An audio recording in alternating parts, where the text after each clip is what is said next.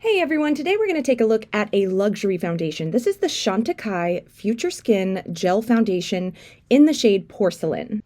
It's an oil-free gel foundation made of 60% water, and because of the light watery texture, I felt like a brush was going to be the most effective way of applying. So I started out here on the left side with the EcoTools Flawless Foundation Brush.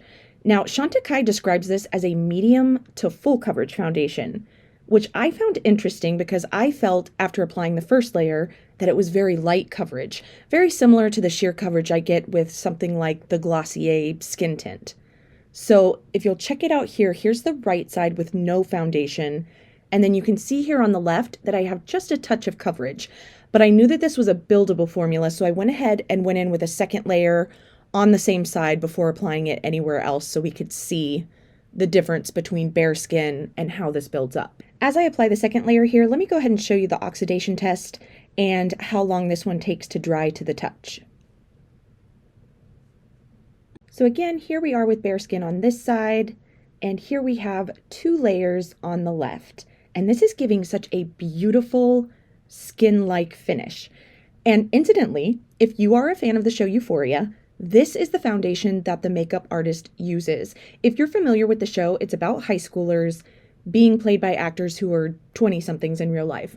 So of course it was important for the makeup artist to use a foundation that looks very natural, youthful, and skin-like because, you know, it just it wouldn't make sense for these kids to look like they're walking around in, you know, Estee Lauder double wear or something. So I used a beauty sponge on the right side. I thought that it would absorb a lot of the product since the foundation is mostly water, but it actually wasn't that bad. It was definitely less coverage than the brush, but it applied it very smoothly. While I go in with a second layer over here, let me go ahead and show you some comparison swatches in indoor light first, and then the same swatches in natural light. And finally, I'm going to go in here on the forehead with my clean fingertips. And while I do that, let's take a look at the basics of this foundation.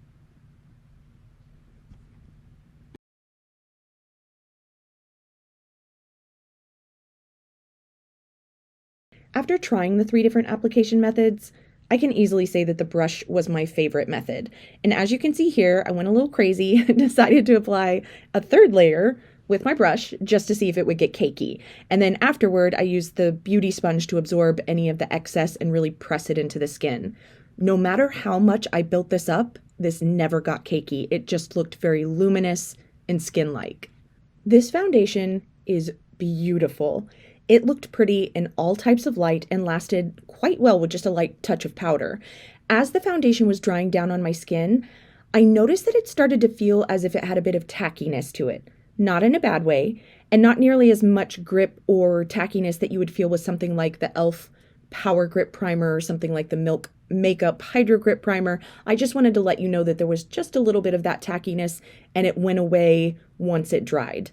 And just to be clear, the tackiness did not affect how my other products went on. Everything else applied very easily on top. It was around the 8-hour mark when it started to fade on me, but throughout the day, it never got patchy or cakey. And around that 8-hour mark, it faded very evenly. So overall, I can say that I'm really pleased with this purchase, and I can see why this has so many positive reviews. Thanks for joining me today. Have a beautiful week, and I'll see you soon. The fact that she is a frontman for the title is another layer of novelty to the athlete. And Skinny. She just said she hurt her back. And yeah, that's not good.